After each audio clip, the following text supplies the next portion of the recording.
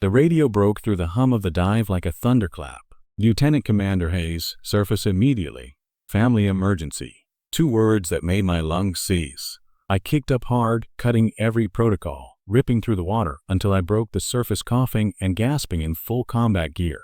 Adrenaline was a living thing under my skin, but nothing in training had readied me for the words that came next. A young officer grabbed me, voice trembling. "Sir, there's been an incident at your home. Your son is dead, sir." "I'm so sorry." "Dead? My Jake, 10 years old. A kid who loved comic books and toy cars and who lived every day with cerebral palsy but with a grin that made everything around him warmer." The 4 words landed harder than any blast I had felt overseas. Sound fell away, the rotors, the shouting, the little ordinary noises of base life, and all I could hear was that impossible echoing word. "A neighbor shot him," the officer said, quiet as a confession. Police on scene.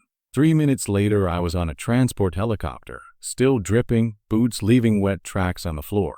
The flight to the base nearest home felt like a lifetime. I tried to steady myself with reason, because reason is the only thing that keeps you alive on a mission, but my mind kept returning to the image of Jake lining up his cars on the sidewalk like a little parade, red, blue, green, yellow, waiting to race. When the helicopter landed, a face I knew too well met me. My brother-in-law Marcus, with tears on his cheeks. He could barely speak. "Marcus," I managed, my voice hollow. "Tell me everything." He told me. Jake had been outside playing near the walkway.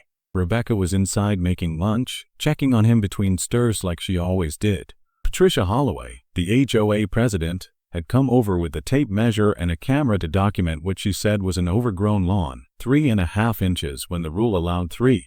Patricia found Jake on the sidewalk playing with his cars. She demanded to know where his mother was. Jake, shy and speech slow because of his condition, pointed toward the house. Most people would have waited. Patricia did not. Neighbors later told police she seemed agitated in a way no lawn issue should cause. Jake tried to wheel away. Patricia stepped in front of him and blocked his path. She told him, "You can't just ignore me. This is my neighborhood. I make the rules here." He started to cry, calling for his mother in the small, slurred voice that used to melt me. Rebecca heard him and came outside. What followed was 2 years of small cruelties cracking open in one terrible moment. Patricia accused us of lowering property values because of Jake's ramp and equipment. Rebecca lost it. She told Patricia to leave her child alone. She slapped her. Patricia stumbled back. Then she reached into her jacket and pulled out a gun. "I was assaulted," Patricia said, voice flat. "Everyone saw. I'm defending myself." Rebecca begged her to put it away. Jake cried "Mama" and recoiled. Rebecca threw her body between the gun and our boy. The first shot hit Jake in the chest. The second hit Rebecca in the leg as she shielded him. Neighbors ran. Someone called 911. By the time help arrived, my son was gone, dead on our front lawn over 3.5 inches of grass. I stood in the driveway looking at things that suddenly made no sense. The overturned wheelchair, the line of toy cars scattered where he'd left them, the dark blot on the concrete. My world narrowed to a single, jagged edge. My wife was in the ambulance. My son was somewhere I could not reach. Patricia was handcuffed on the porch, probably already making calls about lawyers. Detective Rodriguez found me on the steps and approached like a man used to handling people at the edges. He said the words carefully, like handing over something nobody wants. "Lieutenant Commander Hayes, I'm Detective Rodriguez. I'm so sorry for your loss." I couldn't answer. If I spoke, I'd never stop. He asked what he needed to ask. Have we had problems with Mrs. Holloway? Yes. Complaints, citations, harassment. Had Jake ever interacted with her directly? No, we kept him away. Rodriguez told me multiple witnesses confirmed Holloway pulled her weapon first and that Rebecca slapped her only after Holloway made offensive comments about our son's disability. "The shooting isn't defensible," he said. "Understand your ground. She'll still be charged with first-degree murder and attempted murder." Murder. It felt like a word too small for what it aimed at. Rodriguez continued on, steadier than I felt. She would claim self-defense. She could say whatever she wanted. The evidence, he said, did not support it. She pulled a gun on a disabled child and his mother over lawn length, he said. No jury in the world will side with that.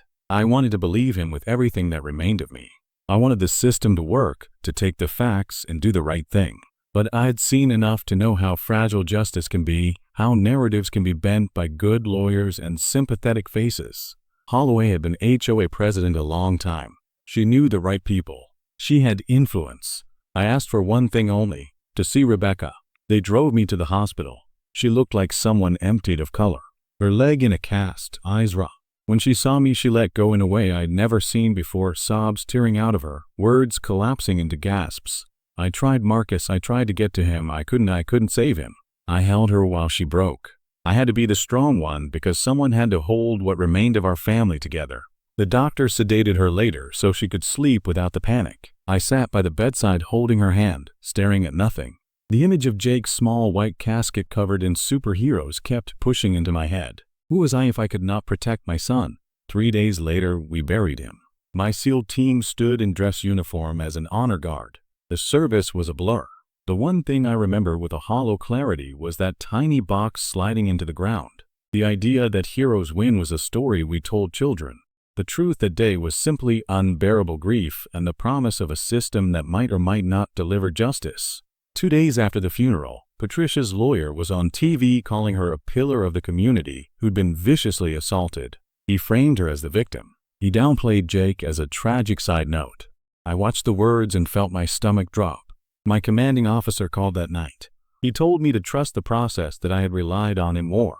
You have another child to think about, he said, and that cut deeper than anything. But my mind kept circling to 2 images. Jake's cars on the sidewalk and Patricia's face cold and impassive when they led her out of the preliminary hearing. Prosecutor Jennifer Chin said the evidence was strong. When the clips played in court, I couldn't watch. I couldn't bear to see my son die again. I heard the gasps of the courtroom. I heard the judge inhale. I heard Patricia's lawyer trying to spin fear into excuse. Judge Morrison didn't buy the spin. He said, "What it shows is your client shooting an unarmed disabled child. Save your arguments for trial. I've seen enough." The judge ruled there was sufficient evidence for trial and Holloway was charged with first-degree murder. As they led her past, she looked straight at me. Her eyes were ice, no guilt, no remorse, just irritation that this was wasting her time. Something inside me snapped. I was out of my seat before I knew it, lunging toward her with hands that wanted only one cruel thing. My SEAL brothers grabbed me and held me down as I screamed that I'd make her pay with my life if I could. They pulled me back. The prosecutor hissed at me. The judge warned me. Then a realization hit like cold water. In that moment, I had given her lawyer what he wanted, the perfect image of the Hayes family as violent and unstable, evidence that could be turned into doubt. And yet, even in the dark shift of that moment, there was a smaller voice that wouldn't stop, my commanding officer's warning, "You have another child to think about." Rebecca was pregnant with our second child. We had planned to surprise Jake with the news. Now he was gone, and the idea of losing anything more was unbearable. That night, in the quiet between panic and planning, something inside me hardened into a different kind of resolve. Not revenge, not that. Something made of proof and patience. I couldn't bring Jake back. I couldn't change what had been done. But I could make sure no other family had to bury a child because of a petty tyrant hiding behind community rules. I let the rage sit. I learned to shape it into purpose. And I began to prepare not for violence, but for a fight that could survive in courtrooms and committee rooms and in the hands of people who still believed the law could be a shield, even when it felt like a blunt instrument. The weeks after the hearing blurred together. Rebecca barely spoke. She'd wake in the night, screaming Jake's name, clawing at the sheets like she could dig her way back to him. I'd hold her until the shaking stopped, whispering lies about how it would get easier, how justice would come. Truth was, I wasn't sure of anything anymore. The headlines had already begun to twist the story. Local HOA president claims self-defense in tragic shooting. The words "claim self-defense" burned like acid. The prosecutor told us we needed to be ready for a long fight. Holloway's defense team was expensive and experienced. They filed motions, delays, suppression requests, trying to bury us in paperwork until we couldn't breathe. They wanted the public to forget that a little boy was dead and instead remember a poor, frightened woman who feared for her safety. Rebecca stopped watching the news. She spent her days in Jake's room, folding his clothes again and again, like she was afraid the smell of him would disappear if she didn't keep moving. Sometimes I'd find her sitting on the floor, whispering to the empty space where his wheelchair used to be. I didn't know what to do. Every instinct I had was about action, missions, tactics, control, but this was something I couldn't fight. One evening, I came home to find her holding an ultrasound photo. She looked up at me with eyes so tired they didn't even look alive. "It's a girl," she said softly. She'll never meet her brother. I tried to smile, but it cracked before it reached my mouth. She touched my hand. You have to stay calm, she whispered. Promise me you won't do anything that gets you taken away from us. I promised, and I meant it. But inside, something darker kept whispering that promises didn't mean much to people like Patricia Holloway. People who thought rules only applied to others. Then, out of nowhere, came the letter. It arrived in an unmarked envelope, slipped under our door. Inside was a single sheet of paper with a short note written in tight, angry handwriting. You people should have moved when you had the chance. Patricia was protecting our neighborhood from your kind of chaos. No signature, no return address. Just hate wrapped in self-righteousness. I drove straight to the police station, handed it to Detective Rodriguez. He read it twice, jaw tightening. We'll trace it, he said. Could be from one of her supporters. Supporters. The word made me sick. Because somehow, despite what she did, there were people online defending her. Saying the disabled kid's parents provoked her.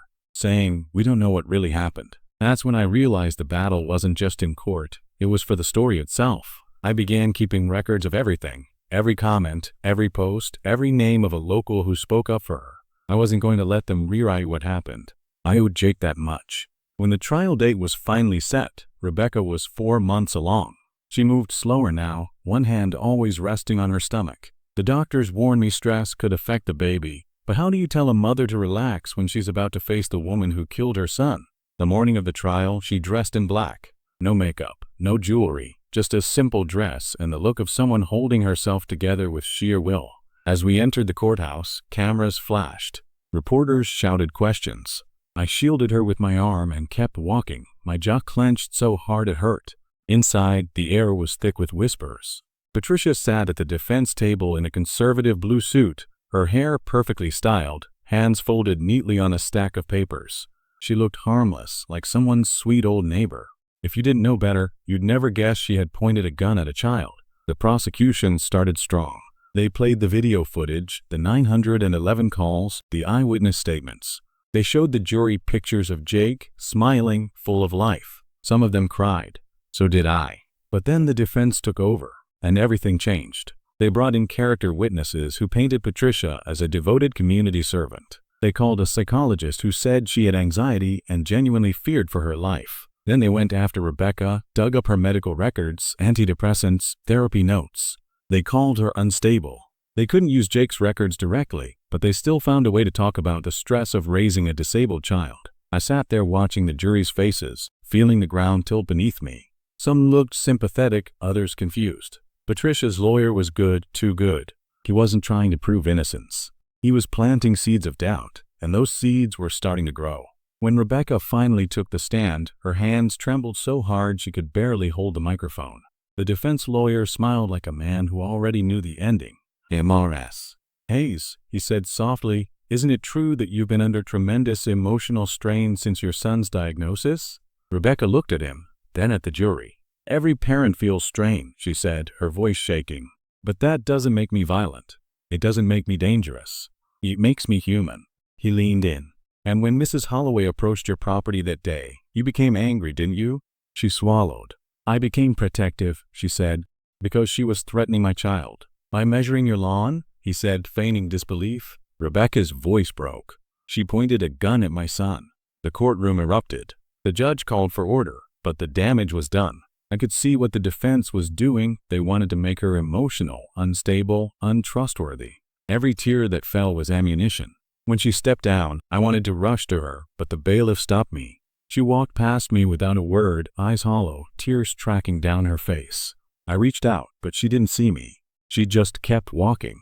That night, she sat at the kitchen table long after midnight, staring at nothing. I could see her lips moving silently, like she was talking to Jake again. I didn't sleep. I couldn't, because deep down, I knew we were losing the story.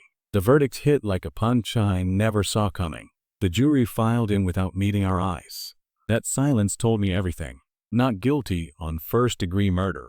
Not guilty on second degree. Then one count stuck. Voluntary manslaughter.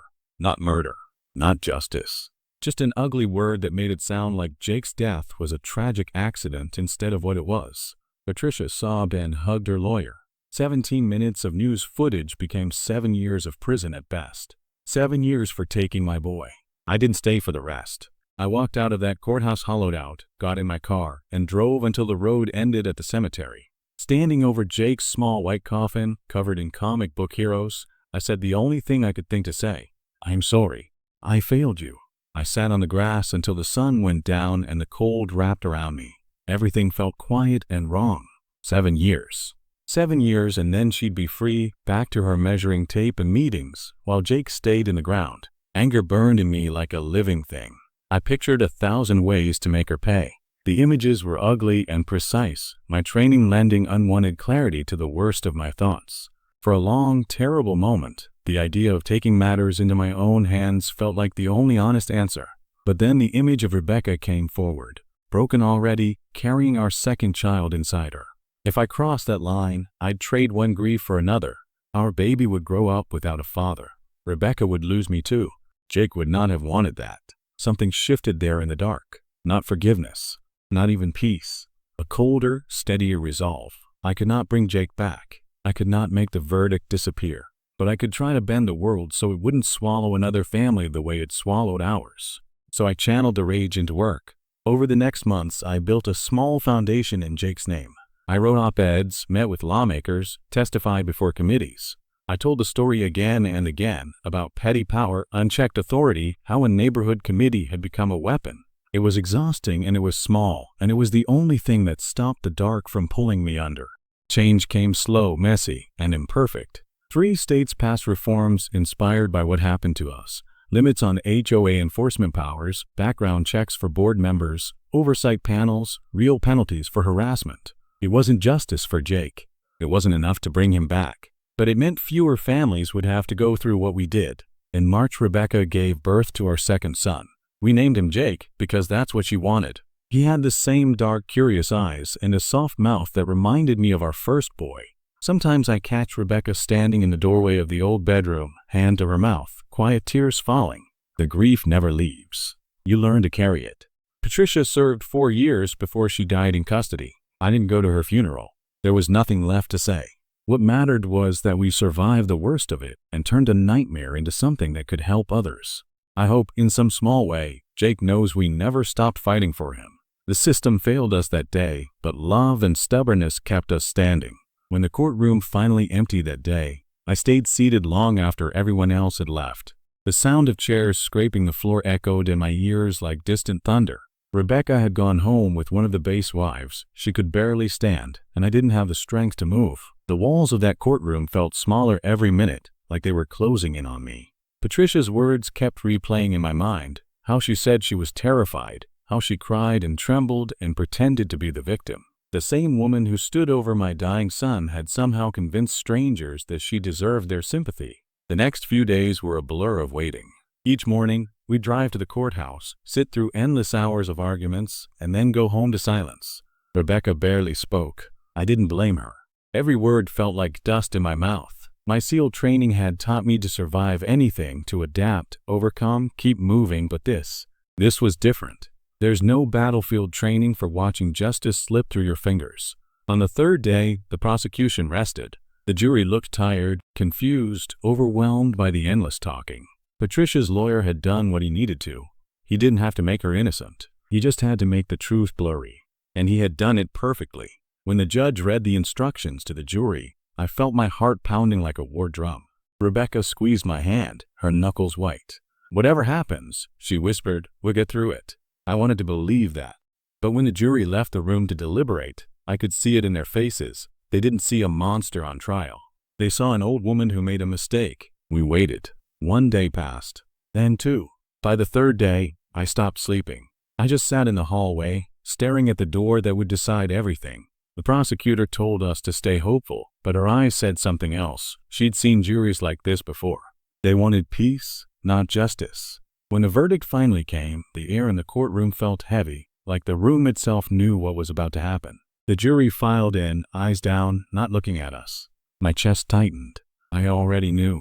The foreman stood, voice trembling slightly as he read the words that would burn into me forever. On the charge of first-degree murder, not guilty. On the charge of second-degree murder, not guilty. On the charge of voluntary manslaughter, guilty. Manslaughter. My body went cold, like the world had stopped turning. The word echoed in my head again and again, hollow, meaningless. Manslaughter, as if Jake's life was some accident. As if Patricia had tripped and fallen and the bullet had just happened. She cried when the verdict was read. Her lawyer hugged her. The cameras clicked, and I sat there staring, feeling my hands shake, realizing that the system I'd spent my life defending had just failed the one person I loved most. Rebecca buried her face in my shoulder, sobbing quietly. I didn't cry. I couldn't. I just stood and walked out. Reporters shouted my name, microphones shoved toward my face, flashes of cameras like lightning. I ignored them all. I walked straight to my car, got in, and drove until the city disappeared behind me. I didn't even know where I was going. I just needed to breathe. By the time I stopped, the sun was setting. I was standing at Jake's grave. The grass had grown a little taller since the funeral, swaying gently in the breeze. His name was etched in clean white stone, surrounded by little toy cars and flowers left by strangers who'd heard our story. I sank to my knees, my hand brushing over his name. "I'm sorry, buddy," I whispered. I tried. I really tried. I don't know how long I sat there. Maybe hours. Maybe days. The sky turned dark, and the wind grew colder, but I couldn't move. The thought kept circling in my mind. Patricia would be free in a few years. She'd go home. She'd mow her perfect lawn again. And Jake, my boy, would still be here beneath the earth because of her. And that's when something inside me shifted. The kind of shift you can't undo. The kind that decides what kind of man you'll become. Because the truth was, I had two choices. I could let this destroy me, or I could make sure it never happened again. That night, I drove without thinking through empty highways, past flickering gas stations, through the kind of silence that presses against your chest until you can barely breathe. Every mile between me and that courthouse felt like distance from a world I no longer belonged to. The news was everywhere. Elderly woman convicted of manslaughter. They showed Patricia leaving the courthouse in handcuffs, crying like she was the victim. The public ate it up. The headlines painted her as tragic. No one talked about Jake's smile, or how he used to draw rockets on the kitchen wall and tell me he'd be an astronaut. No one cared that my boy was gone forever. Weeks turned into months. The world moved on. People stopped calling. Even the base stopped checking in. Rebecca and I were like ghosts living in a house that didn't echo anymore. His room stayed the same, the baseball cap on the desk, the glow-in-the-dark stars on the ceiling, the tiny dent in the wall where he once threw a foam ball too hard. Sometimes I'd stand in that doorway for hours, waiting to feel something other than anger. Then, one morning, a letter came.